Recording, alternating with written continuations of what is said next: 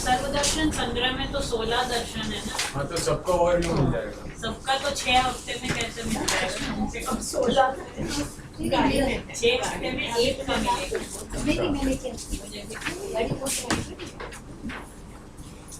आप लोग या तो बताइए कौन सा पढ़ना चाहते हैं।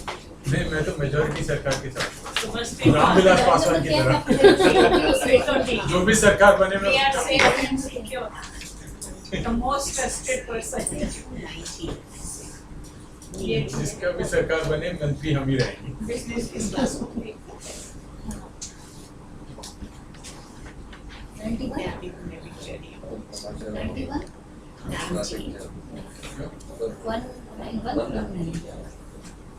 अगर मीमांसा पढ़नी है तो विमली जी पढ़ाएंगे। भैया यार राम की गाड़ी खड़ी होगी की 90 90 ना उसमें उनके भैया से ना मेरा चश्मा ला के क्लास में दे जाइए। उसकी क्लास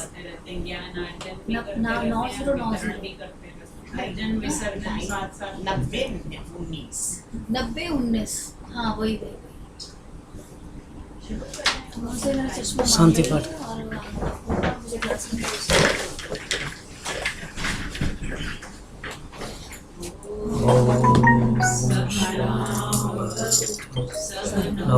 भुनक्तु सवीर्यं करवावहै तेजस्विनावधीतमस्तु मा विद्विषावहै। ओम शांति शांति शांति।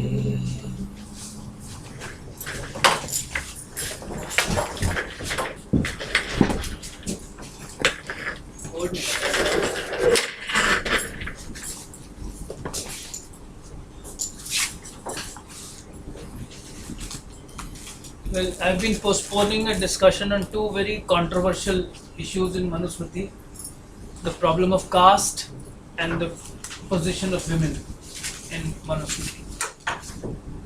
These two I'm going to take up today. First, about caste. This is largely based on the position of women is largely based on chapter 9. And the caste thing is largely based on chapter 10. But there are references to other chapters as well.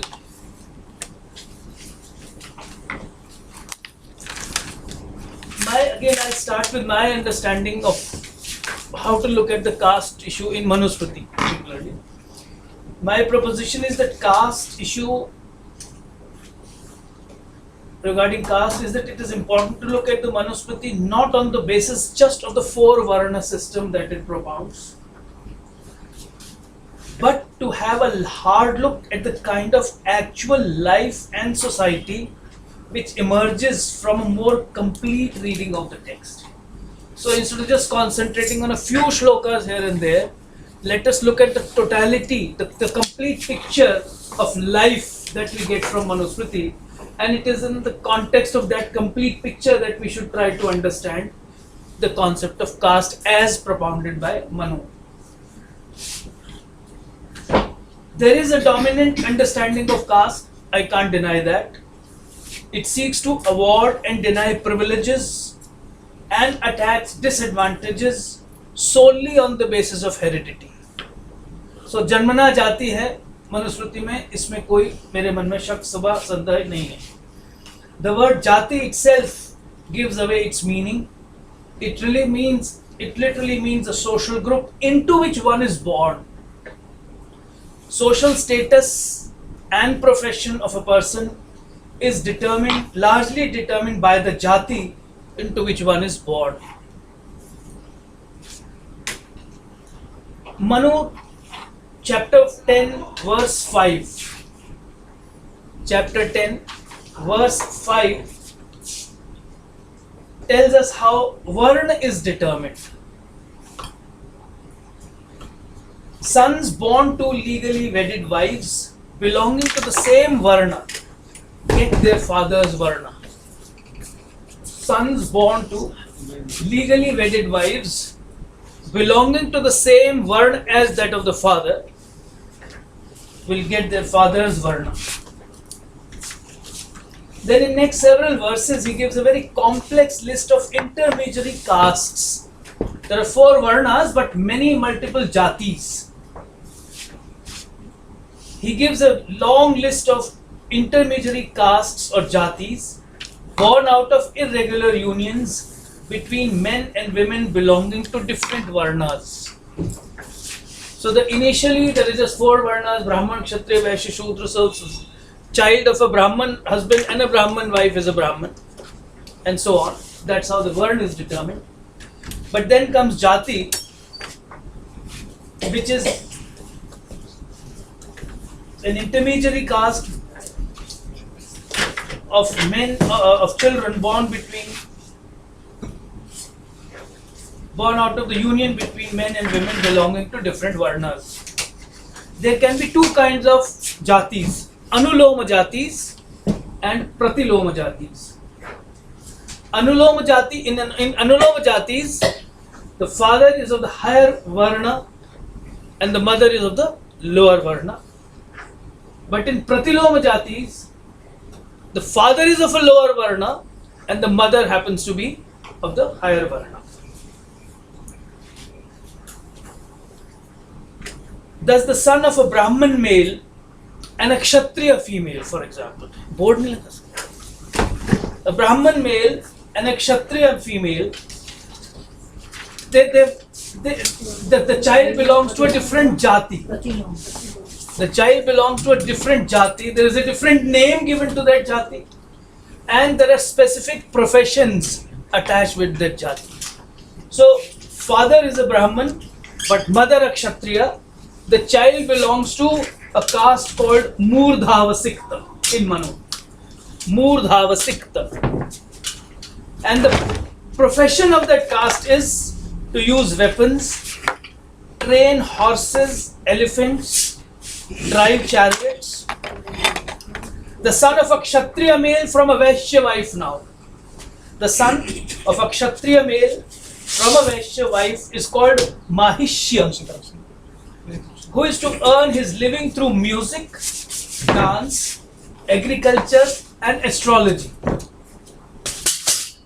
The son of a Vaishya father and a Shudra mother, Vaishya father and a Shudra mother, is called a Karana, whose job is to attend to the king, preside over, very specific, preside over godowns of food, grains, and guard the city and guard a king's residential quarters. So this is a gap of 1. Now the gap of 2 and 3. The son of a Brahman father and a Vaishya mother belongs to the Ambashtha caste. Ambashtha caste.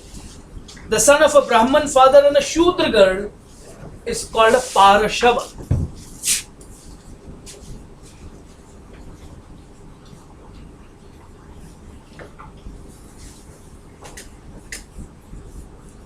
Sir ये किस आधार पे होगा?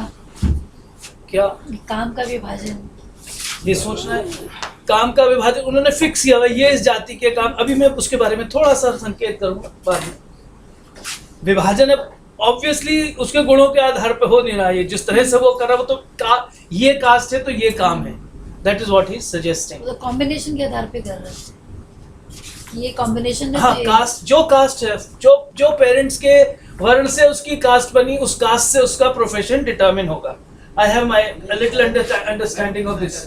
Connection क्या है? कोई connection नहीं, कोई connection नहीं है। इसलिए अभी आएगा। अभी तो मैं बेसिक फैक्ट्स दे रहा हूँ, फिर थोड़ी सी इंटरप्रिटेशन में दूंगा। According to verse 39 of the 10th chapter, the worst of all the sons is called the Antyavasahi, who is the son of a Nishad woman from a Chandal father. Now the answer to your question.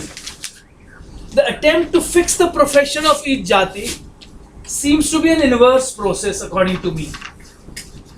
Given the huge complexities in the structures of the jati system, it seems more plausible to me that professions existed before the jatis were thought of, and then some theoreticians tried to fix them into jatis depending upon their perception of the element of purity or impurity involved in that profession. And also the status the child would get according to his father's and mother's status. So if you just go back to this, the son of a Brahmin father but a Kshatriya mother is a person at a higher level in social status. So he is almost like a Kshatriya. He trains in weapons, trains horses, elephants and drives chariots. The son of a Kshatriya male from a Vaishya wife is to earn his livelihood through agriculture. Of course, I don't know again how he's added that, music and dance and astrology, that is interesting. Okay. So, therefore I am suggesting there is an inverse process. These professions are already available. And then somebody thinks of kind of fixing them. There could be some examples, some illustrations around him, and then he's tried to generalize. Much of it seems to be too mechanical. But I do not see how all carpenters, takshak, or even all bird catchers all over the place from one end of the country to the other could be expected to have a homogeneous culture. Or even teachers or kings or traders for that matter. I don't think such social and cultural homogeneity was available even in the small but so-called culturally purest Brahmavart, the Ambala to Sirsa region in the Manusmriti. It was more a question, this is my submission, it was probably more a question of bringing all people following a common profession under the umbrella of a social group. So all people belonging to different professions are sought to be brought under one social group so that their social identities could be defined and their social status determined. So it's more of a status determining exercise than actual distribution of vocations and professions. No logic behind all this thing. There doesn't seem to be a logic. The only logic is somebody is trying to organize things. Somebody is trying to organize people into various categories. If there are 4 categories, Brahman, Kshatriya, Vaishya, Shudra, but there are a huge proliferation of other castes, then somebody is trying to reorganize things into very specific categories. One thing is very interesting or evident, which is modern day caste system has this very tight walls, right? Rigidity across marriages or relationships. That doesn't seem to be there. The fact that somebody has even defined, let's say, whatever, Kshatriya male, Yeah. That we will see. I think the individual choice was far more then than Yes, today. yes. Where people pick a sword and kill and all those things. Yes, we will see that how, despite very stringent rules of marriage between people of the same caste, there are more transgressions than observance of the rule. So consequences seem to be defined. Pardon? Consequences defined. The consequence is defined that you fall. You don't get your father's So caste. you get a profession assigned. Yes. Yes. It's a cadre allocation, that's it. Yes, that's why I said it's It it is more an attempt to categorize, organize people and put them into a certain social category than an actual kind of a. How is it that whenever a Brahman marries a Vaishya woman, the son will always follow a certain profession? It's not possible. And they will come to we will see so many examples when the so-called caste professions are not being followed by people. So therefore it's more theoretical than practical. Is there a provision for interreligious marriages also? There is no question of inter-religion because there aren't any. Religion ka concept Manusmriti mein there is none. He's talking of people outside the cultural pale, but then he's not gone to the extent of a marriage between a Brahman and or even a Shudra and a Mlecha. Mlech ka concept hai, but the idea of marriage between somebody from within the caste system with somebody outside the caste system, that is not there in the Manusmriti. So probably he's not even willing to recognize it. Yes. Alexander At least Manusmriti is not taking cognizance of that. is not taking cognizance of that possibility. So Because Manusmriti is fixing norms, isn't it? Isn't going It is to not a- accept it is also- exceptions, no, it is constantly recognizing exceptions. but exceptions within their own. No, ma'am, abhi baat dekhenge, he's trying to bring in many more people within the fold. Okay. But let's see, maybe what you are asking can be then seen as, I'll come to that, but yes, what he has tried to do is that all these people, either they are outside the caste system, but he has tried to bring a lot many people within the caste system. For example, he is referring to China's people from China, and they're all recognized. I have a list. He will put all of them into the Shudra category. So therefore, if a Brahman marries a Shudra, would cover the cases of a North Indian Brahman marrying a Chinese woman, probably. I also want to be very clear on this. And the technical difference between what we call Dalit and Shudra. I mean, No, the Dalit is a problem. No, Fifth Dalit is a word. problem, ma'am. Dalit is a problem. Dalit is a very Fifth word. recent word. I Dalit know is that. so we have various categories of Shudras. Some of them are Sprishyas, some of them are Asprishas, and I have something to say on that. I'll come to that in the course of my presentation. Verse 46 prescribes very lowly professions for Anulom and Pratilom intermediary castes. There are sections which condemn the Shudras to the lowest status in Varna hierarchy and deny to them many rights.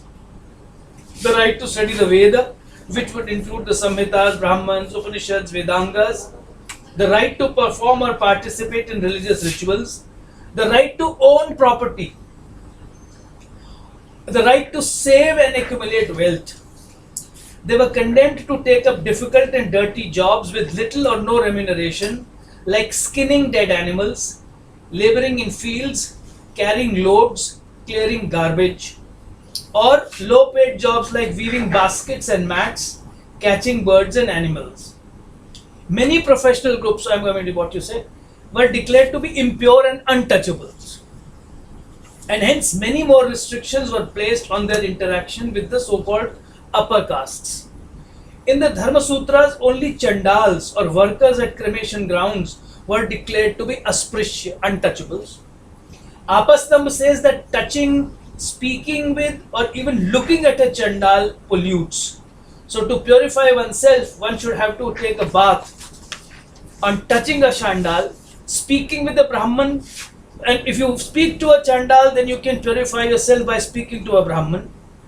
By seeing a Chandal, when you get polluted, you have to look at the stars or the sun. Manusmriti, fortunately, I am using the word fortunately, follows Apastambha in keeping only Chandals in the category of Asprishyas. So this whole problem of the whole Shudra class becoming Asprishya in this country is not there in the Manusmriti at least. It's a later development which I am now mentioning. Gradually the list of untouchables got expanded to include several other castes for whom dirty jobs were assigned. Apararka quotes Samvarta Smriti to give a list of untouchables. These include hunters, bird catchers and animal catchers. Harit Smriti has a much longer list that includes, now you see, all kinds of professions where are now being added to the list of untouchables. Dyers, cobblers, fishermen, washermen, butchers, oil pressers, teli, toddy makers, and executioners. It is not surprising that the list of excluded groups continued to expand outside the textual tradition. This again is a very important point according to me. The texts have a list, but the way we are practicing it in our society, or the way we have been practicing it in our society, goes much beyond what the texts have approved. Which means people have developed their own sense of who are touchables and who are untouchables, and the list will vary from place to place.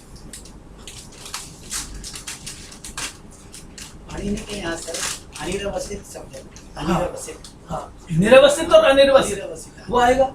अभी वो भी है अनिर्वसित और अस्पृश्य दोनों एक थे। जो अभी बताया, जो जैसे चांडालों को कहा चांडाल अस्पृश्य है इसलिए वो बाहर रहेंगे, शहर से बाहर रहेंगे।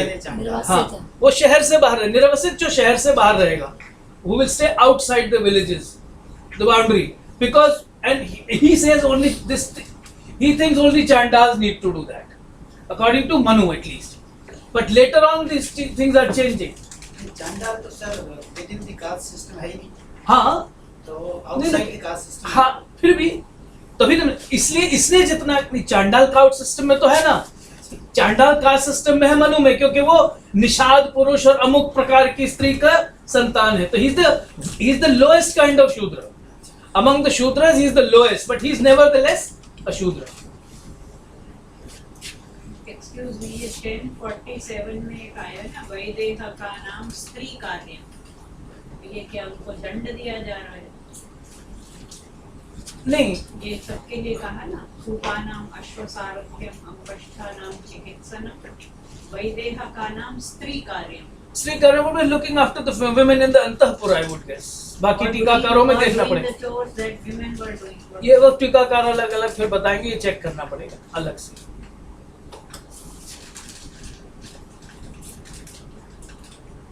Then स्त्री कार्य तो ऐसे नहीं सकता सर, स्त्री कार्य जब भोजन बनाना वो उनको नहीं कर सकते, तो क्या लगता है स्त्रियों की देखभाल करना उनका अपने सर कह रहे हैं, लॉजिक से कैसे लगता है, वो इंटरप्रेटर्स अपना अपना चलेंगे फिर। Manu also distinguishes between Shudras whose food can be eaten by upper castes and whose food cannot be eaten by upper castes. Bhojyanya and Abhojyanya.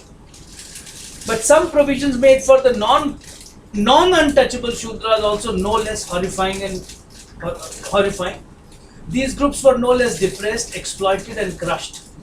Manusmriti 8, 270 and 271, we have already talked about it, prescribe horrible punishments for all Shudras without any qualification. Chopping of the tongue for abusing the twice born, thrusting a burning iron nail into the mouth for referring to a Brahman, speaking to a Brahman disrespectfully. Chapter 8, 279 prescribes amputation as the punishment for a Shudra who dares to cause any hurt or injury to an upper caste person. If he dares to hold his hair, his hands must be chopped off. If he raises his arm or a stick, then his arms must be chopped off. Now these are the kinds of punishments prescribed for all Shudras. But then again, I think I've already mentioned this, all these punishments were gradually dropped. And the moment we come into, say, early medieval Dharma Shastra, they are not to be found. They have been dropped. So therefore, they might have been suggested at some point of time, they might have also been followed some point of time, but Dharma Shastras evolved and dropped these punishments. The Shudras were not allowed to acquire Vidya in a Gurukul, but could acquire or kalas, crafts. But of course, this did make them qualified to earn some money, render various services to upper castes, but with denial of formal education in intellectual disciplines, they would never have qualified for power in status professions. So they can be a carpenter, they can be doing all these kinds of various jobs, but what I call power in status giving professions are not open to them. And imagine the kind of lifestyle prescribed for them. In Manu 10:125, they are to survive on the leftovers and discarded clothes. Discrimination तो शुरू हो गया. Though contrast this with what we read last time in the context of the householder's duties. A householder is required to eat only after all his dependents and even servants have eaten. But here you have a rule which says that you should only give leftovers to your servants. Now these are contradictions. So what we can see is that on the one hand there is an ideal being prescribed. On the one hand a nice good rule is being made. But then on the other hand he is also willing to recognize the practice as it prevails in the society. So there is a kind of a constant kind of a contradiction between the precept and practice. That is how I would like to look at it. I mean, even today we have the Constitution saying all nice things about how the country should be run, but then the way it is run, we know there are so many. Most of the things are lacking. So this difference between practice and precept is so very well reflected in the Manusmriti. Shudras could become soldiers and die fighting for their masters, but theoretically they were not allowed to become rulers or administrators. Both Manu and his commentator Medhatithi on Manu 8:20 say the king should appoint people from various castes as judges, but never make a Shudra an advisor in matter of dharma. I must still mention 8:21, which curses a king who appoints a Shudra advisor that his kingdom will sink. Does this indicate that despite Manu's prohibition, some kings did have Shudra advisors? Yes. So kings they had Shudra advisors, and this threat is aimed at those kings. So there is a rule, and immediately after the rule you find that there is an exception, that there is an indication that the rule is not actually being followed. That is the significant point that I wish to make.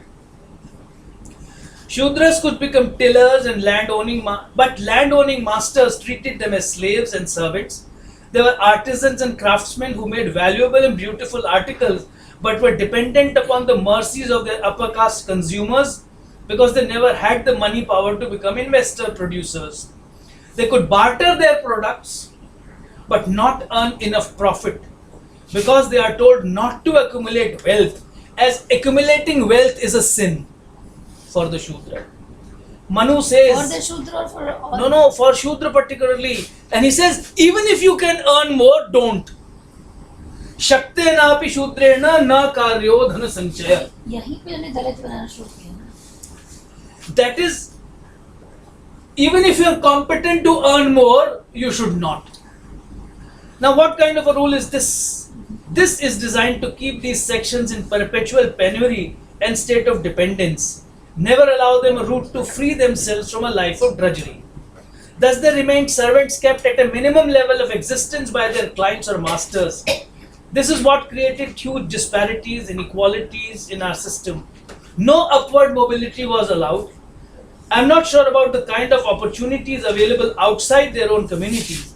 And identities within small communities were well established.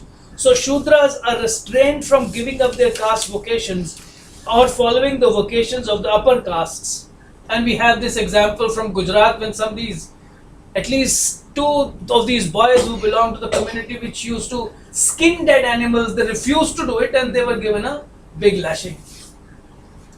And now the whole community has decided in that particular village, कि हम ये काम ही बंद करते हैं. So they have stopped skinning dead animals.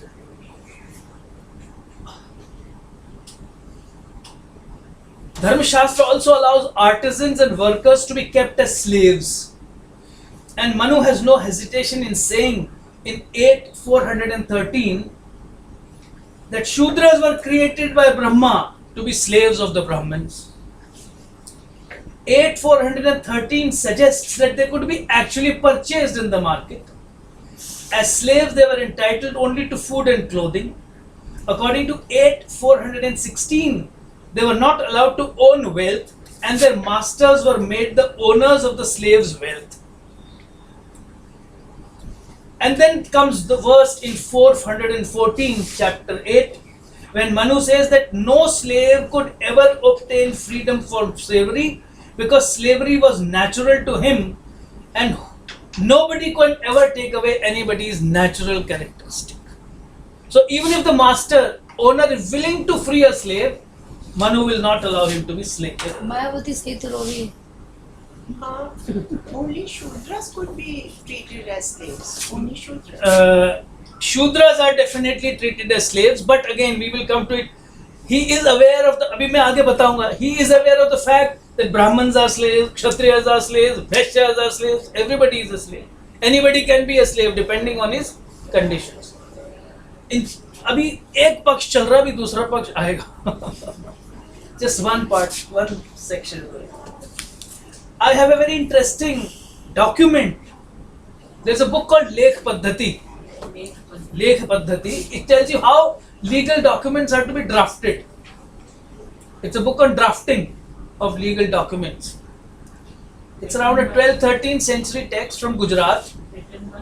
नाम नहीं पता है, गुजरात का collection है of documents. Some documents which are real, some documents which are created. This has a document so-called executed by a slave girl. She's just about 10 years old. It lays down the conditions under which she has to serve her master. Written contract. It's a written contract signed by a minor. Signed by a minor, whereas Dharmashastra is very clear that any contract signed by a minor is null and void. But here it is before us.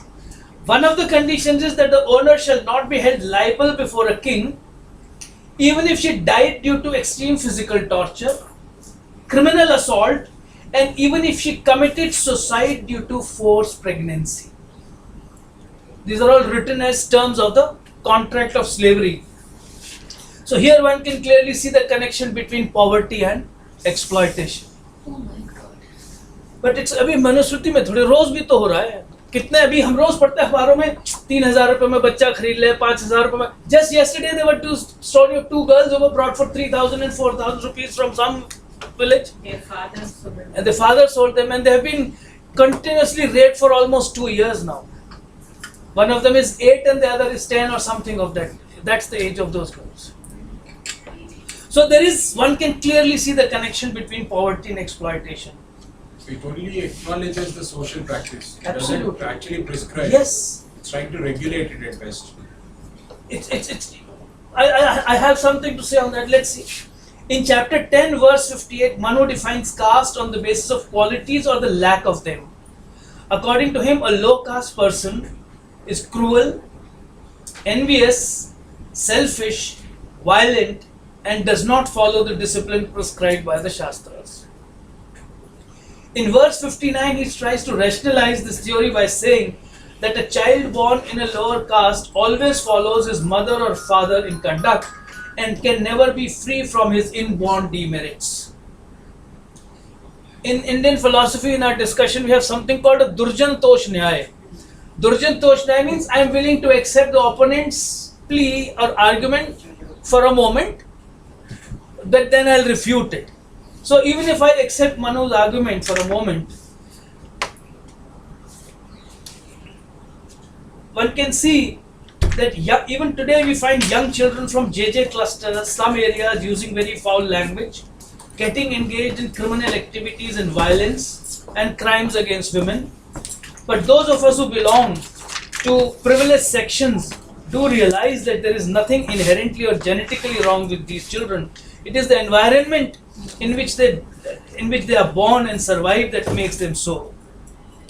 Living under subhuman conditions in a very densely populated slum, in the midst of overflowing drains and squalor, with all kinds of crime around them, with no access to education and culture, these children just lose their childhood. On the other hand, it is also not true that all people coming from privileged families have a high moral character. Therefore, it is absolutely irrational to associate any characteristics with any particular social group or community. But this false association is unfortunately a very common social phenomenon. This false association, yes, even today, we all in our private conversations will easily associate some communities. You say, this particular community, stupid. Such and such community, stingy. Such and such community, greedy. Such and such people, anti-nationals. So we all need to be careful when we make such sweeping generalizations. I think Manu is kind of giving just following what is happening in his society, and as you said, telling us that there are generalizations are being made when people from so-called lower castes are described as always having demerits and bad manners and bad qualities. Manu makes it quite impossible for a person to rise in caste hierarchy. He is particularly against intercaste marriages and most vehemently disapproves marriage between a Brahmin and a Shudra female. The son born out of this marriage belongs to the Shudra caste of Parshava. I just mentioned this. The child cannot claim the privileges of a Brahmin through his father. According to Shlok 64, this tells you how a person who has fallen can rise. But see the mechanism. A child born to a Brahmin father from a Shudra mother is a Parshav. If the child happens to be a woman and she marries a Brahmin again, their child will also be a Parshav. So till 6 generations, this has to go on, and only in the 7th generation that the child born to a Brahmin man and to this woman will be a Brahmin. So till 6 generations, it is not possible for the child of a Brahmin father and a Shudra mother to rise in caste hierarchy. So it's almost impossible. And imagine where the marriage between a Brahmin and a Shudra is so looked down upon. You expect 6 generations of Shudra women to keep getting Brahmins as grooms. So this is almost impossible kind of a condition that he has laid down. But a very interesting observation about all caste rules in Manusmriti needs to be noted. That for almost every rule, howsoever strict it might appear to be, Manusmriti records its transgression. For instance, a Brahman, Kshatriya and a Vaishya whose Upnayan is not performed even at the extreme outer limit prescribed for this purpose becomes a Vratya. We've talked about it.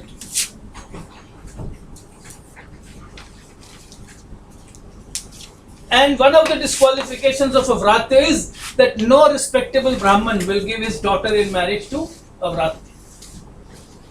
So that's a... Yet chapter 10, Shlok 21 accepts that a fallen Brahman whose Upanayan has not been performed could marry a Brahman woman. So though there is a ban on the one hand, no Brahmins are asked not to give their daughters in marriage, but such marriages are happening. So a Brahman Vratya can marry a Brahman girl, though there is a prohibition. But yes, there is a condition attached. The son will become a Shudra, will not be recognized. He will be a sinful, low-level Shudra. But whatever that may be, it records the fact that Vratyas were getting married to Brahmins despite such clear prohibitions. Then there are many rules which I am now trying to point out where constant transgressions are recorded. Verse 97 says that a person must always follow the profession of one's caste. One should stick to one's caste vocation even if he is bad at it. The same shlok holds out the threat that a person who adopts another profession falls from his caste. For example, according to verse 93 in chapter 10, if a Brahmin sells anything, there are two kinds of goods which we read about for Brahmins. There are prohibited goods and there are permitted goods. So there are certain goods which is not supposed to sell, even if it is in a dire condition. But he says if he does this for 7 days in a row, then he falls from the Brahman status. But this strict rule is circumvented by Shlok 103. It says that a Brahman who adopts livelihood other than what is prescribed for him does not become polluted. But this exception is created only for Brahmins. So normally you are not expected to follow the profession of any other caste. But if a Brahmin follows it, he does not become polluted because, and there is logic. Brahman is like water and fire, which are never contaminated by impure objects. Brahmins are prohibited normally from taking food from certain sections of the society. But Shlok 105, 106, 107, 108 allow a Brahmin to accept food from anybody but if there is a threat to his life. And the logic is, Brahman is like the sky, untouched by any sin. The author cites many instances of respectable Brahmins who resorted to most unconventional, rather prohibited acts. Rishi Vamadev is said in 106 is said to have sold dog meat. Vishwamitra was ready to eat dog meat out of the hands of a Chandal. But there are many more concessions given to Brahmins and Kshatriyas and Trivaishyas, but for extreme emergencies. So now, how does one respond to these discriminatory and even cruel provisions? That's the question that I want to ask. As I said in the beginning, I will say we need to look at the complete package and not respond to these isolated verses that I have pointed out deliberately. That will help us to better understand the origins of the system and its true impact. As repeatedly mentioned in my earlier lectures, the Manusmriti was probably written somewhere around 2000 years ago, or maybe more, I can't comment. It represents, but what kind of society does it represent? That is what is important.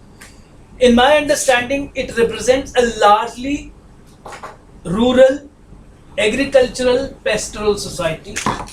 Though there is enough evidence of large and prosperous cities, well-organized states with huge bureaucracies and armies, a sufficiently large economy with most small but also big traders who carried on their business in countries far and wide, even seafaring traders. Agriculture is diverse with mostly small holdings, but there are indications of people having very large holdings as well. A huge variety of craftsmen are mentioned, including potters, carpenters, weavers, basket makers, ironsmiths, and artists like musicians, singers, dancers, acrobats, theatre people. There is also a huge army of landless workers and slaves. These landless workers could be kept as slaves. Then there are artisans, craftsmen, artists who are entirely dependent upon the moneyed class consisting of kings, ministers, government officials in large numbers, medium scale and very rich traders and professionals. This clearly shows that the society as depicted in the Manusmriti is full of disparities and iniquities.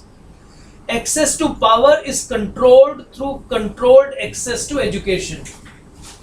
All learning process, particularly in the formal sector, is controlled by the Brahmins, though not all Brahmins have access to education. The Kshatriyas of the ruling class is dependent entirely on the Brahmin class for any and every intellectual input in all areas of governance and administration. Only Brahmins can be ministers and judges and hold senior positions in government administration because they are well trained in various sciences required to carry out the business of the state. The system is geared to preserve all sources of power in the hands of the three upper castes. Social or professional mobility is not permitted. In fact, there are strict legal provisions as well as stringent social controls upon any attempt by any person from the lower castes to even try to change his profession. But the same text shows ample evidence of this system not working on the ground in its entirety. The Manusmriti is fully aware of ground realities and recognizes that this clear demarcation of caste professions is not always possible, and there could be people from the higher castes doing very lowly jobs, ideally reserved for the Shudra class. This could result in the loss of social status and total denial of privileges attached with it, but nevertheless, circumstances force them to take up these jobs. Manusmriti is willing to recognize that many Brahmins and Kshatriyas and Vaishyas could even become slaves. Apparently, the Manusmriti is pro-Brahman, but it can visualize situations where Brahmins will be forced to beg for food from those very people whose food they are prohibited from eating. So the Manusmriti knows the harsh realities of life, where even the most privileged sections of the society can fall into bad times and literally starve to death. Priests form a unique class, as they are Brahmins, who have reserved to themselves the right or the power to conduct all rituals for gods and ancestors, But like other professionals, priests are also of many kinds. Ones who get good, rich enough clients and are able to conduct themselves as per the prescribed norms probably. But there are poor priests who have to lower their standards and serve those whom they are specifically barred from patronizing. So you have Shudra Yajak. Mind, interestingly, a Shudra is not supposed to conduct a sacrifice. A Brahman is not supposed to allow a Shudra to conduct a sacrifice. But here is a Brahman who is presiding over a yajna conducted by a Shudra.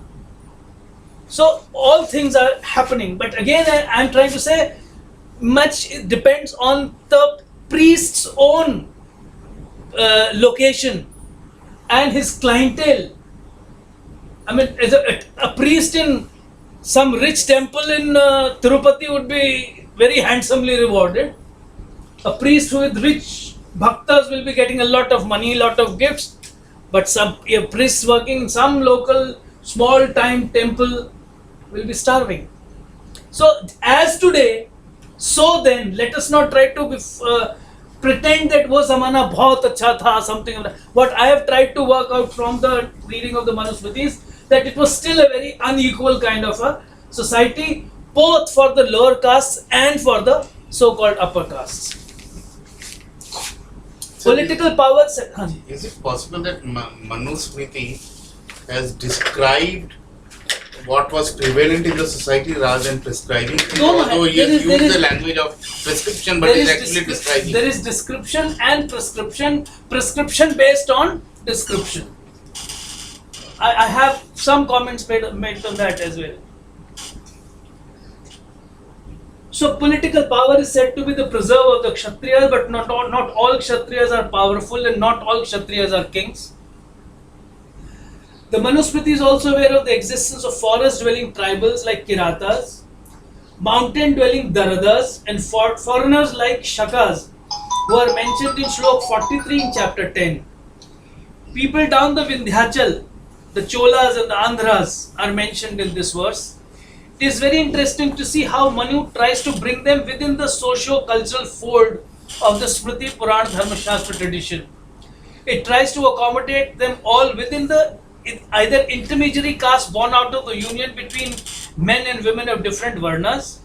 Some of the more powerful ones are accorded the status of fallen Kshatriyas, Patit Kshatriya, but Kshatriyas nevertheless. All in all, it's a very unequal society where access to resources is sought to be controlled by heredity, but the actual economic and social conditions of all the people only point out to a very imbalanced and unjust economy and polity. And ultimately, even social status is no guarantee for any access to knowledge or power or wealth. I can see an intense struggle among Brahmins for a share in the small cake of privileges available. The long discussion in chapter 3 on the disqualifications of Brahmins to be invited for Shraddha and other rituals is, in my understanding, a clear sign of a struggle to outdo each other, outdo one another.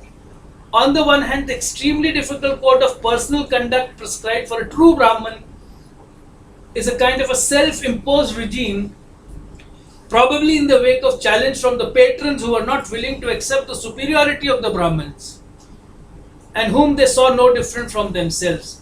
Hence the need for a Brahmin to set up a far higher standard for himself.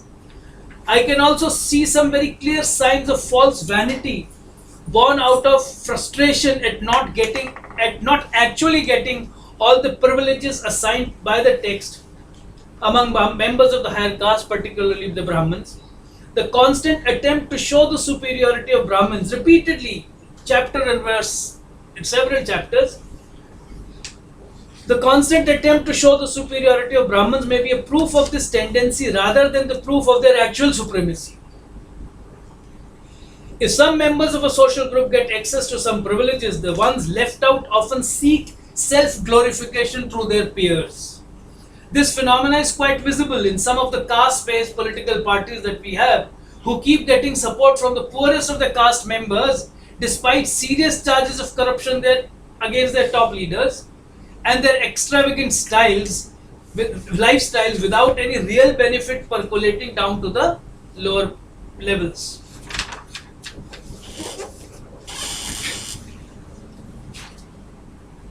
So my submission is that we must look for reasons for this discriminatory system in economy and polity instead of blaming a text like Manusmriti for the ills that plague our society. Sometimes the text only reflects the reality as it exists and seeks to maintain the status quo in order to maintain some kind of stability and continuity in the society. Now my understanding of a normative text is, in my understanding, any normative system, whether legal or moral or religious, cannot by its very nature be subversive and revolutionary. In the end, I would like to point out that even within the orthodox systems, the jati system, the way in which it has been portrayed, has been severely criticized and rejected for the discrimination it promotes. It's not there in the Manusmriti, but other texts, I will just simply just refer to some texts. I have one or two interesting quotations. There is a quotation from the Bhavishya Purana, which argues that there can be no jati distinction between human beings because all are the sons of the same father. Can you give us the shloka? Yes, I am giving you the shloka. The opponent seems to suggest that stratification is valid because they are all born from different parts of the body, referring to the Rig Veda shloka, Brahmanosya Mukhosyati, Rahu Rajanyatata. This is rebutted by giving the examples of the Indian fig tree, gular tree. Fig is Fruit. not gular, fig is anjeer.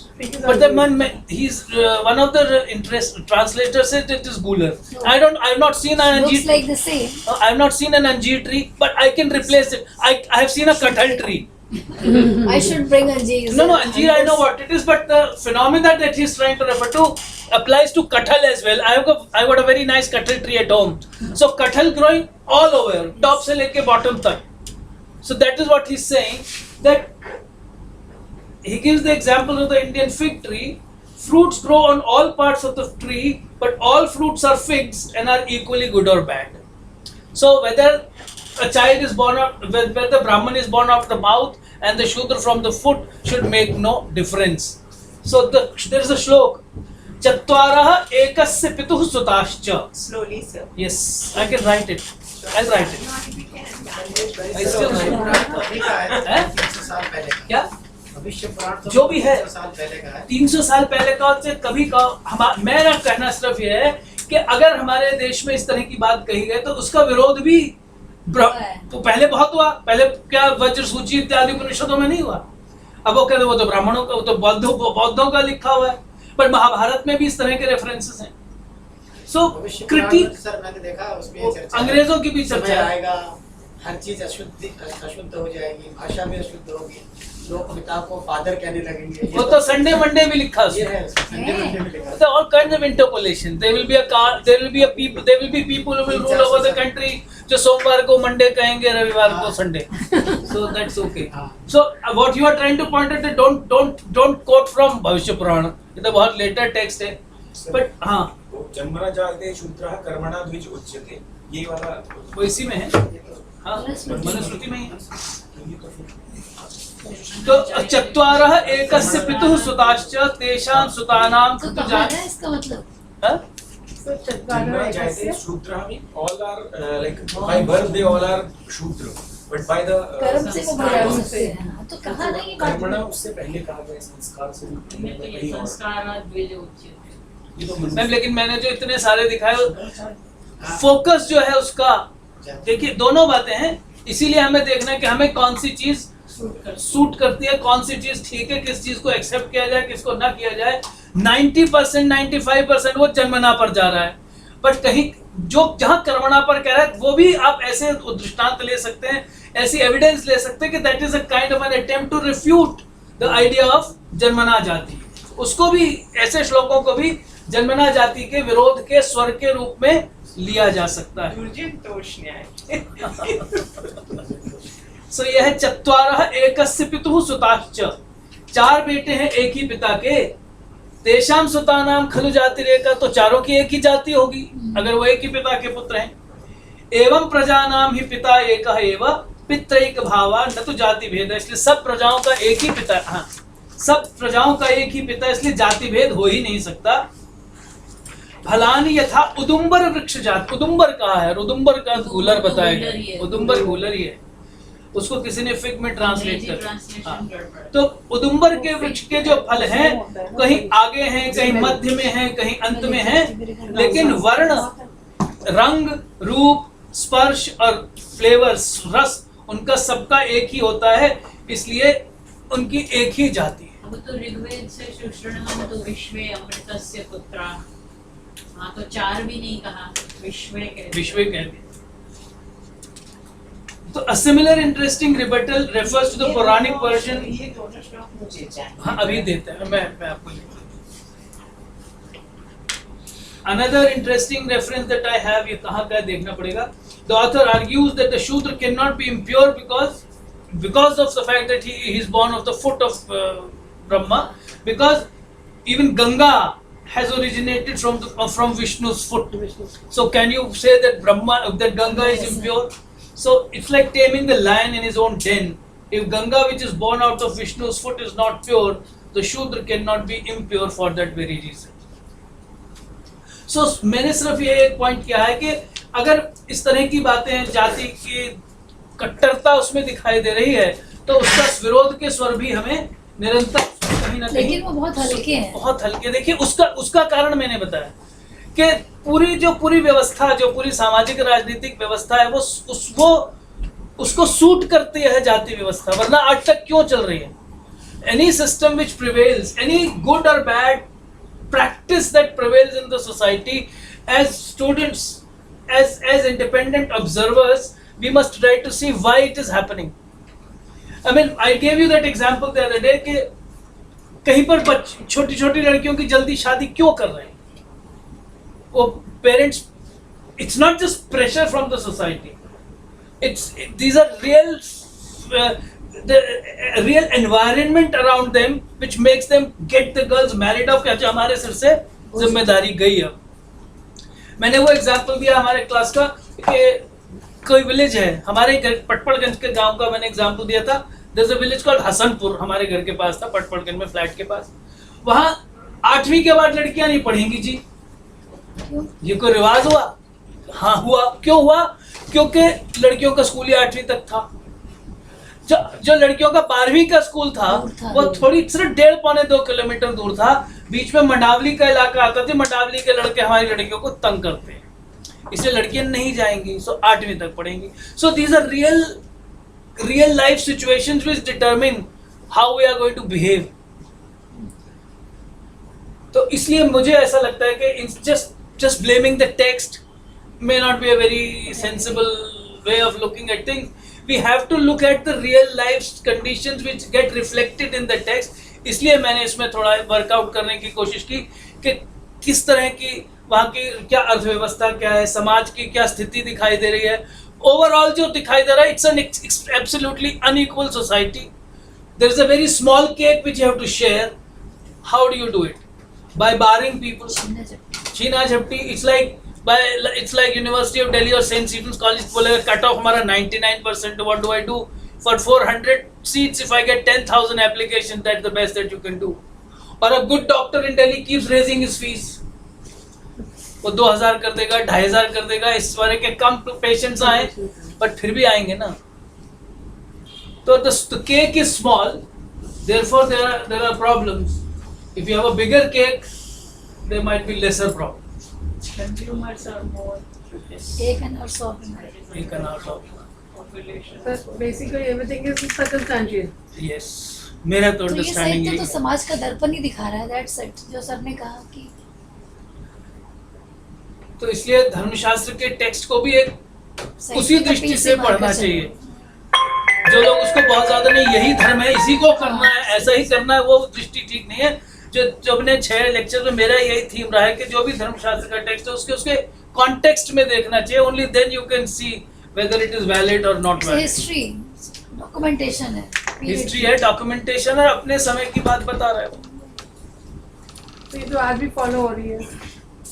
I went, अभी हम पठानकोट गए थे कुल देवी के temple में sir, वहाँ पे दो चार जने से बाहर खड़े थे। हमने कहा अंदर आके आप लोग दर्शन कर लो, कहते हम अंदर नहीं आ सकते, हम लोग अधर्मी हैं। ये हमारे लिए मतलब बिल्कुल नई चीज़ थी, अधर्मी क्या चीज़ है। अपने आप से ये हाँ जी, अपने आप से उन्होंने कहा हम अंदर नहीं आ सकते, हम अधर्मी हैं, मेरे को अलाउ नहीं करते वहाँ पे। तो व्हाट इज अधर्मी सर? पठानकोट में विधर्मी अधर्मी, दे सेड हम अधर्मी हैं। विधर्मी और विधर्मी तो वो हो गया जो दूसरे धर्म का है। नहीं, अधर्मी बोला उन्होंने। अधर्म वो सर हमने ये शब्द ध्यान रखा, word of- आज हम आपसे वहाँ पर जरूर use हो रहा पूछेंगे होगा। क्लास में कि अधर्मी क्या हुआ। नहीं, अधर्मी वो जो धर्म का पालन नहीं करते हैं, देयरफॉर दे आर बार्ड। नास्तिक नास्तिक भी नहीं जी, नास्तिक जिनको नहीं है। जिनको बस वहाँ के लोगों ने डिक्लेयर कर दिया कि you are not entitled to certain privileges. But they said we are अधर्मी। ना वहाँ ये शब्द चल गया, लोकल कॉइन कर दिया होगा। लोकल कॉइन हो गया, अधर्मी। एक शब्द चल गया। मेरे ऐसी चीजें तो जाति बार बहुत कर तो दिया। बड़ी देर तक आर्ग्यूमेंट पर हमें समझ में नहीं आया वो था क्या अधर्मी। हम लोग को नहीं पता चले My दिल्ली mom में, said लेकिन कि जो लोग we will talk about जो this हमारे chapter. छात्र बाहर से आकर बताए, मैं भी दिल्ली में पैदा हुआ, दिल्ली से बाहर का मुझे कुछ नहीं पता, बट जो लोग आकर बताते हैं काफी, अब तो खैर फिर भी चेंज है, बहुत चेंजेस है समाज में फिर, लेकिन फिर भी हमको अभी भी पढ़ते ना, अभी भी वो कहीं बेचारा कहीं राजस्थान में जाते हैं। लड़का घोड़े पे बैठ गया तो उसको पीट दिया, या वो शादी में अपना खाने की बुफे सिस्टम में से खाना उसने परोसा और एक टेबल पे आकर बैठ गया, by chance the other people were upper caste, उसको मारा, उसको मुझे पता। बहुत है। सर अभी भी तो है। बहुत ज्यादा है अभी तो, बट जो भी है, मेरा सिर्फ ये कहना है कि जो उसको ये हमारा धर्म है समझ के ऐसा काम कर रहा है, उसको भी मनुस्मृति पढ़नी चाहिए, तो उसको पता चल जाएगा कि धर्म हमारा ये पूरी 100% ऐसा नहीं, और अगर है तो क्यों है और उसके क्या कारण रहे। और जो लोग उसकी बिल्कुल घोर घोर निंदा करते हैं और जलाने की बात करते हैं, फूकने की बात करते हैं, उनको भी ये समझ आनी चाहिए कि ये अपने समय की सच्चाई को ही रिफ्लेक्ट कर रहा है, जो भी उसके समय है, जो भी जैसे उसका समाज है उसको रिफ्लेक्ट कर रहा है, इसलिए इसको उस दृष्टि से समझने की जरूरत है। So the idea would be to change the circumstances. Exactly. If we change the circumstances, rules will automatically change, case practices will study के change. अकॉर्डिंग है। The other question was that that one lady was very interested in women's issues. She is not here today. अच्छा अब आएंगी, क्या नाम है उनका? पूजा शर्मा। तो थोड़ा सा वो भी मैंने निकाला, वही इसी तरह से है। The status of women in Manusmriti is another very very controversial issue. This is discussed in chapter 3 in the section on marriage, chapter 5 in the section on duties of a wife, and again in chapter 9 under laws regulating the conduct between men and women. In chapter 3 we have Manu directing men to honor women in the family, the very famous shlok Yatra naryastu pujyante ramante tatra devata, and then warning men not to harass women. There is a warning to men because a family where women grieve is soon destroyed. Shochanti jamayo yatra vinasyatyashu tatkulam. ये भी लिखिए।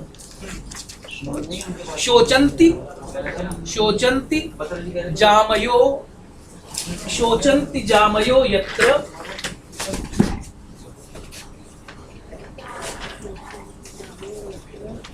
ये कौन सा paper है?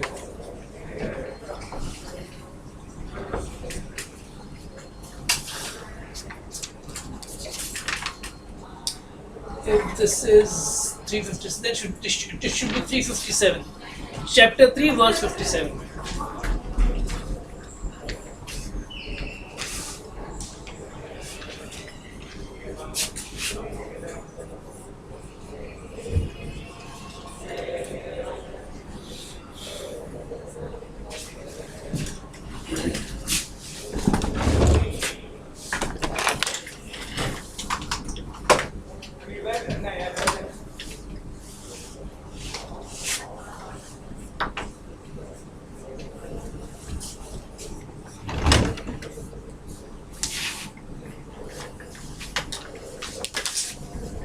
Number वाला विश्व ठीक है, कौन सा चीज? नंबर वाला मैं अभी लिख देता हूँ, आपको उत्तर दे देता हूँ मैं। आप क्लिक कर। सर चतवारा वाला आप बता हाँ मैं दीजिए, बता आगे ही दूंगा, बोल रहे अभी लिखवा दूंगा। Now chapters 5 verses 147 to 159. Chapter 5 verses 147 to 159 prescribe the duties of a wife. Verse 147 makes it mandatory for women of all ages to remain under the control and supervision of men. Father in their childhood, husband in their youth, and sons in their old age. And 147 again says that they should not do anything independently, even at home. न स्वातंत्र्येण कर्तव्यम किंचित कार्यम गृहेष्वपि. न स्वातंत्र्येण कर्तव्यम किंचित कार्यम गृहेष्वपि. घर में भी कुछ नहीं इंडिपेंडेंटली करना चाहिए. Now, if this was just a protective mechanism, one could understand. But this turns out to be based on the view that women are socially, physically, and intellectually weak and morally corrupt. According to chapter 8, verse 416, chapter 8, 416, socially, they do not have an independent identity as they themselves are the property of their husbands. Therefore, they cannot hold property independently, and whatever they acquire belongs to their husband. They are bracketed with sons and slaves in this regard. This is chapter 8, 416. Bharya putrascha dasascha traya ev adhanah smritaha. Adhanah. She is called Adhan, one who cannot hold any property. Chapter 8, 416. They are intellectually incompetent and unstable, and so they cannot enter into legal contracts and should not be called as witnesses in any court matter. Chapter 8, 77. Chapter 8, verse 77 says, even one pure-hearted male may be called as a witness, but not many pure women, because their minds are fickle. They are morally inferior and corrupt.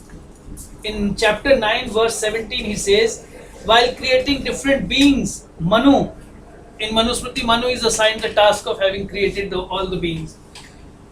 While creating different beings, Manu assigned the following characteristics to women: love for sleep, rest and ornaments, passion, anger, wickedness, jealousy. These are the things which Manu gave to women. On a more charitable note, Manu is very sure that women are created by God to produce children. So that is their most important role in the life of a grihastha. Shlok 26 says, women ought to be worshipped because they give birth to children. Shlok 27 says, three important tasks of a householder depend entirely on the lady of the house: birth of children, looking after children, and all tasks at home, and all tasks at home without which daily survival is not possible.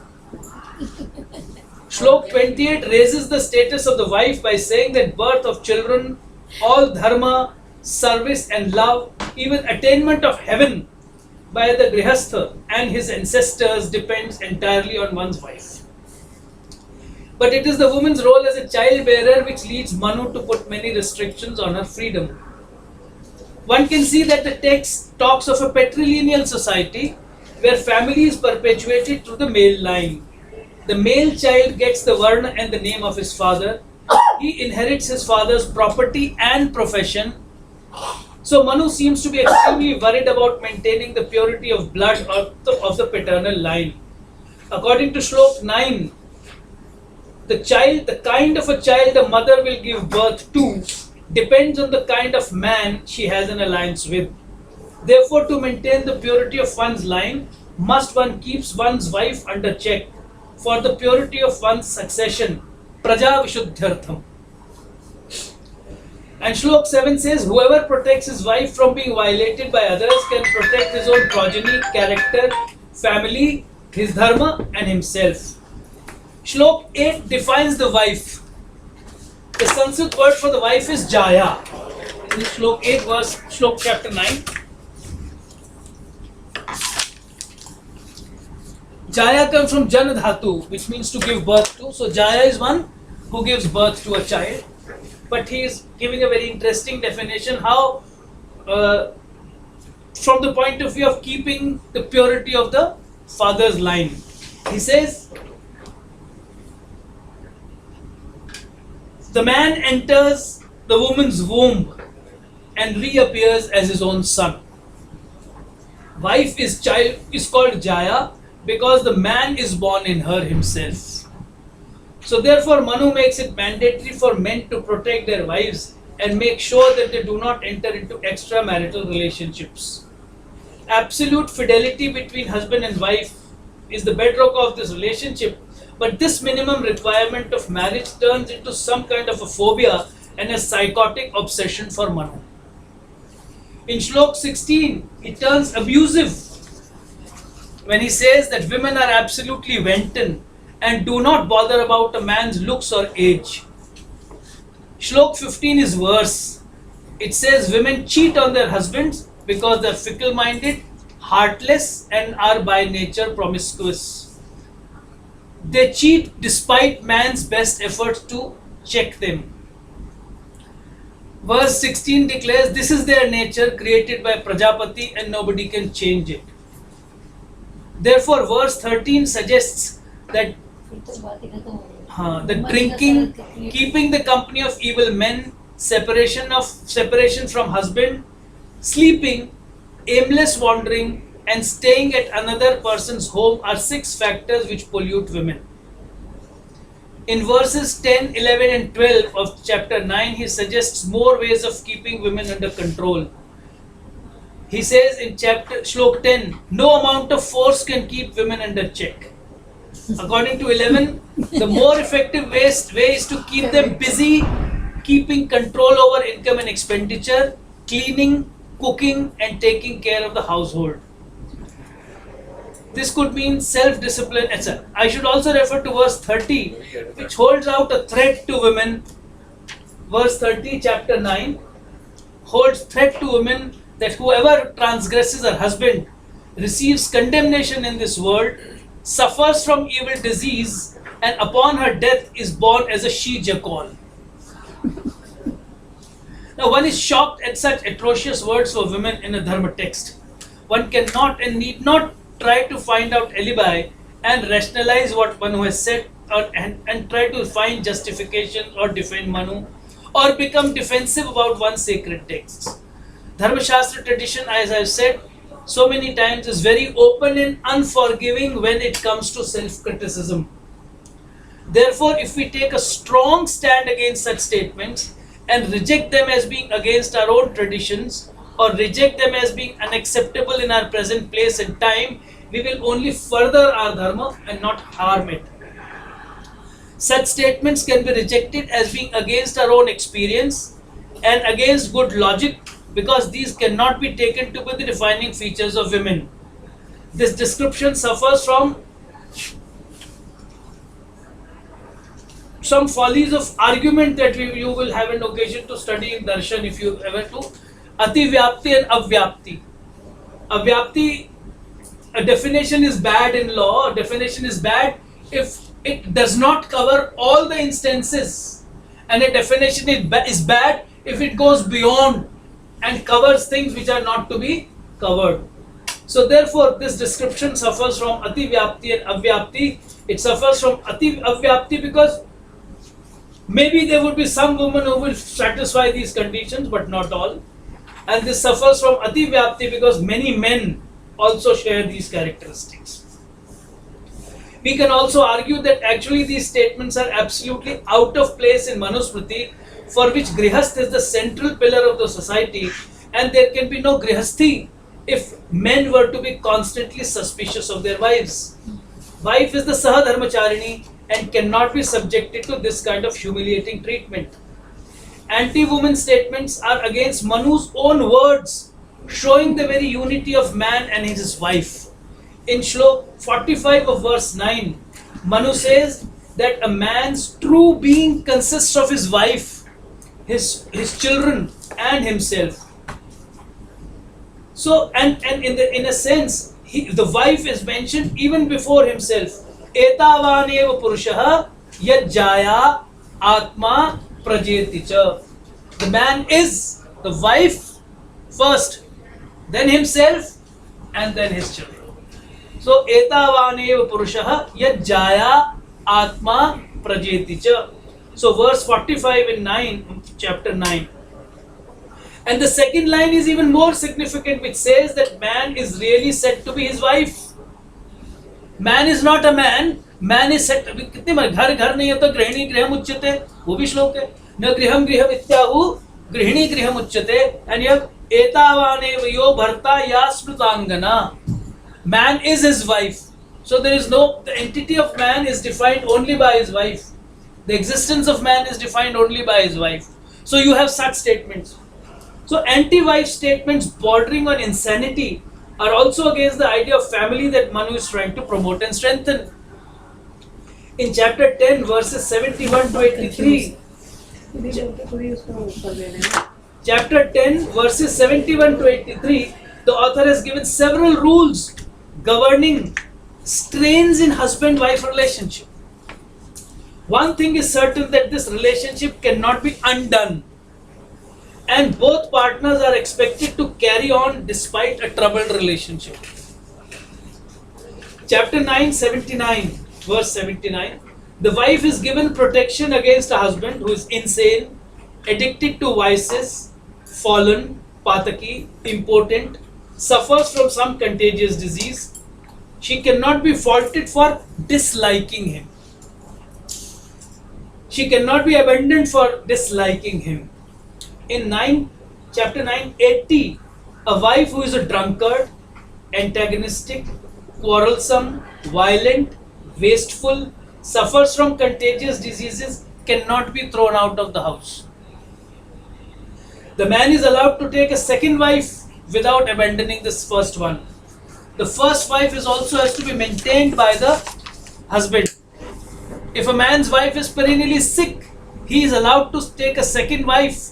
But verse 82 of chapter 9 says that if the wife who is sick is otherwise well disposed towards the husband can remarry only with her consent. My understanding is that in the Dharma Shastra view of things, marriage is the very basis of society. A man and his wife are ultimately responsible for the welfare of their parents, children and all dependents. Ultimately, it is the man and his wife and probably their children who have to take upon themselves their own responsibilities. If any of them is sick or suffers from any kind of disadvantage, disability or any trouble, the society ultimately expects them to sort it out among themselves. Parents, brothers, sisters, friends, relatives all ultimately withdraw support, and what is left is the small nucleus consisting of the man, his wife and children. Soon children also take up their place in the wider world, and then only the husband and the wife are left to fend for themselves. Therefore, Manu is rather reluctant to allow the relationship to be dissolved or undone. Therefore, any statement which has the effect of damaging this relationship must be rejected as inimical to the fundamental laws of marriage as given by Manu himself. These anti-woman statements are then out of sync with Manu's theory of fourfold objectives of life, or the four Purusharthas, where earth and Kama, tempered by Dharma, lead to moksha. Such crude anti-woman statements will have the effect of poisoning men's minds against women. This will lead to the collapse of the entire edifice of Dharma Shastra. So how do we respond to these obnoxious provisions in the text? First, we need not be alarmed at or ashamed of such statements, because these ideas of social equality, equity, fairness, justice, gender justice are very new in the entire world. Most cultures around the world have treated women and disadvantaged groups with contempt. But the good thing is that in the Bharatiya tradition of Gyan and Bhakti, promotes the ideal of equality and respect for every being. It helps us to look beyond distinctions and differences of caste, color, creed, gender, and to perceive the underlying unity of all beings. Therefore, in response to these statements, even as students of Dharma Shastra, we can respond to these statements by claiming that these are discriminatory. All these discriminatory practices are against the fundamental doctrines of the Upanishads and hence the Veda, and hence are seriously at variance with the spirit of Indian philosophy and culture. It will be a great misfortune if we continue to be a divided society at war with itself, keeping 50% of our population in bondage, that is women, and further not letting more than 80% of our people grow, that is the scheduled caste, backward caste, minorities, tribals in hills and forests. An aspirational India which now seeks to become a world power cannot fulfill its dream without all segments of the society growing together. So my submission is that we can create arguments, we have to create arguments against whatever is objectionable in Manusmriti, and that is what the purpose of Dharma Shastra is. Let's not treat Dharma Shastra as a dead text. Let us not treat Manusmriti as a dead text. It will grow. We have to contribute to its further growth and respond to whatever we find is not suitable for our times, and reject them with and create arguments for rejecting what needs to be rejected. Because there is such a sublime depiction of women in the Vedas. Yes, everywhere. No, Not just women. Unparalleled. It's unparalleled in the world literature, whatever we find in the Vedas. So how come this कोई स्त्री द्वेषी ने ये श्लोक कर दिए? ये भी है, जैसे वराह मिहिर का हमने वराह मिहिर ने बड़ा अच्छा वो इसने क्लियरली लिखा है कि why have these ideas come into Manusmriti? I have not written it here, but I can mention this. नहीं, मेरे उसमें भी है, वो मैंने रेफर किया। उन्होंने तो कहा जो निंदा करता है स्त्रियों की उसका क्या क्या वो निकाल हुआ। हाँ, वो भी है, लेकिन the very fact that again that there is a tradition of opposition to Manusmriti within the text, within our textual tradition. नया धर्म शास्त्र लिख सकते हैं ना? क्यों नहीं लिख सकते? अभी जब वो growing text रहा है। It has to be a growing text.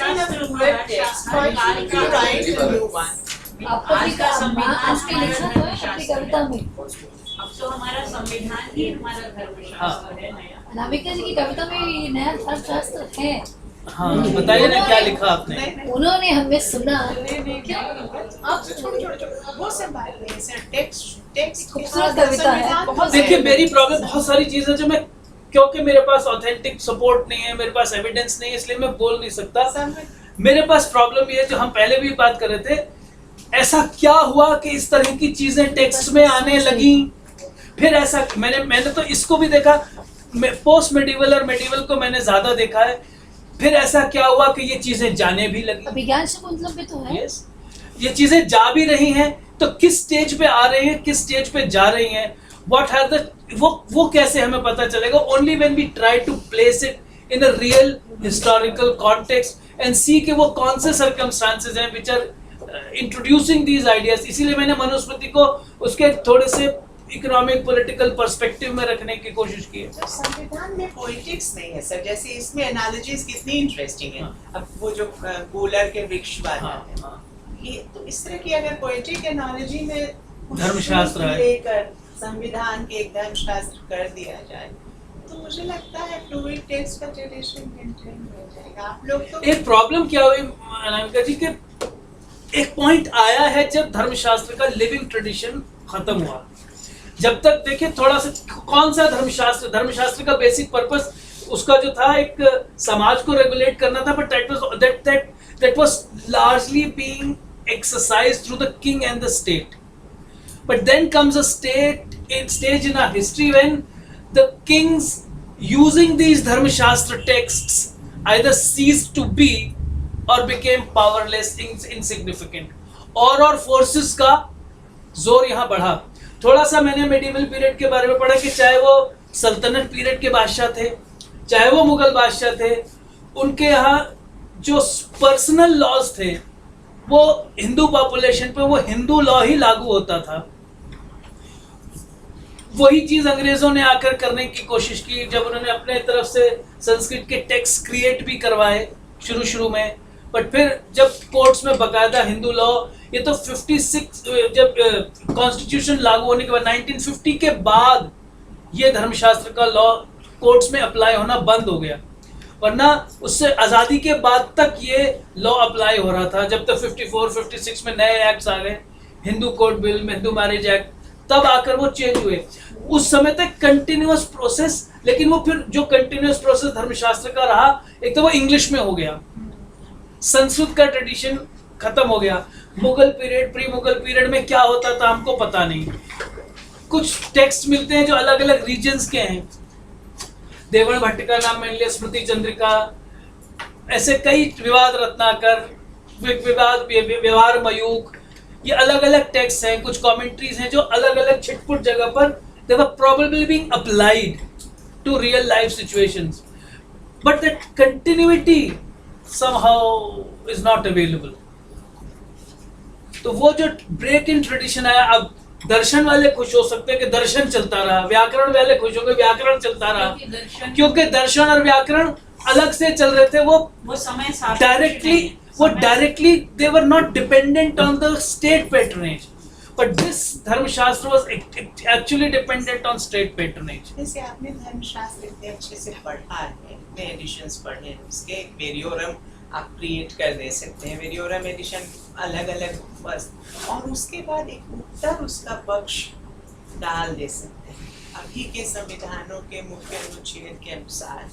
एक पोइटिकली एलैबोरेट संस्कृत या हिंदी में ज्यादा लोग ग्राह्य सोचेंगे, तो लोग पुस्तिका हो जाएगी सर पे इतना था उस सेंचुरी में, इतना इस सेंचुरी में, इतना मूल्य ही लेकर, तो कुछ ही लेकर जो इम्पोर्टेंट है, और अंत में उसका उत्तर पक्ष, जैसे उत्तर रामचरितमानस, वैसे अभी के लिए उत्तर एक कांड, उत्तर एक पक्ष अभी का।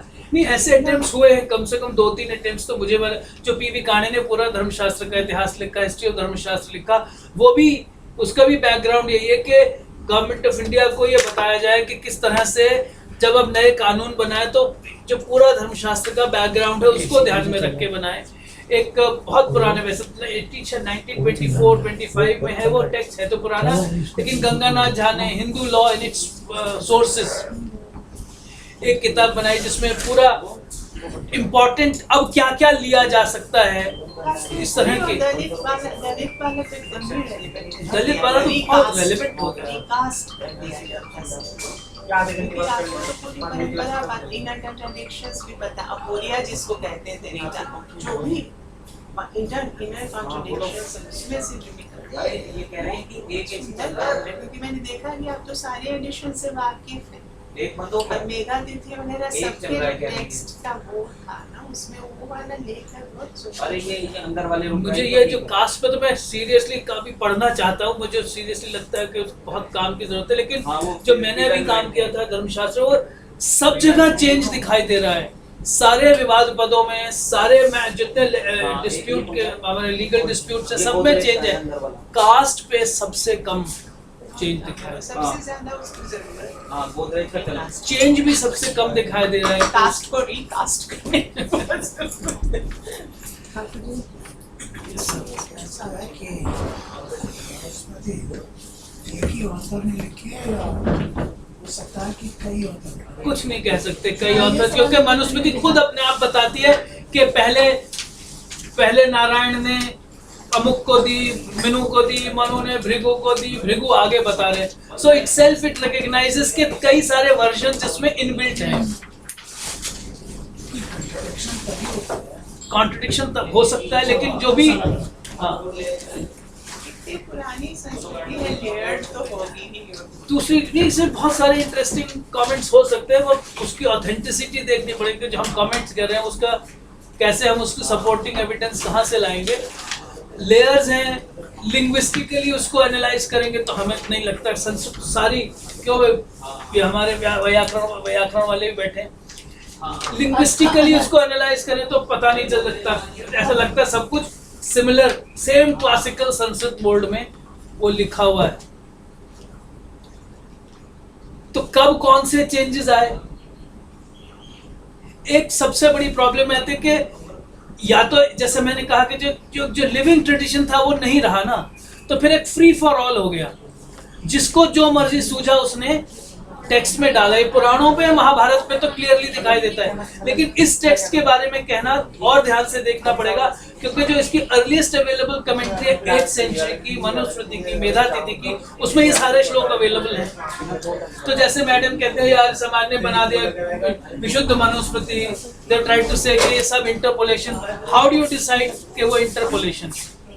मैडम बताएंगे, भी चाय बन रही है। और इसमें हार्मोनाइजेशन नहीं की गई है, जैसे कॉन्ट्रडिक्शंस इतनी ज्यादा है नॉर्मली जो उन्होंने क्या प्रिंसिपल्स क्या बताए क्या उन्होंने? बताया है जो हमारे उपनिषद के ऋषियों ने कहा है ना, उपनिषद का मनुस्मृति पर तो लागू होगा ही। मुझे दूसरी कहते हैं ना, चीज बास्केट यान्यस्माकं सुचरितानि। नहीं, वो तो धर्मशास्त्र का बेसिक प्रिंसिपल है ही। सबका हमारे शास्त्रों का है। वो तो धर्मशास्त्र का बेसिक प्रिंसिपल है कि जो अच्छा है उसको ग्रहण करें। उन्होंने बहुत सारे प्रक्षेप निकाल के शुद्ध बनाई है सुरेंद्र कुमार जी ने। ये प्रक्षेप है, ये कैसे डिसाइड करें जब 8वीं शताब्दी में वेदातिथि में वो टेक्स्ट बहुत सारे मिल रहे हैं, तो श्लोक मिल रहे हैं। टीकाओं को तो देखा ही नहीं ना। हाँ, तो टीका तो देखनी जरूरी है क्योंकि टीका तो यही आप शोध कराइए ना, एक तो ऐसे जो कि 2 टीकाएं 3 टीकाएं लेके उसके आधार पर किया जाए। इससे पुरानी कोई टीका मनुस्मृति की मिले तब बात है। मनुस्मृति के बारे में सबसे मजे की बात तो है कि जो लेटर टेक्स्ट कोटेशन देते हैं, large number of quotation with this cite as manus are just not available even in this text, which means the idea that all kinds of things have been said, promoted, advocated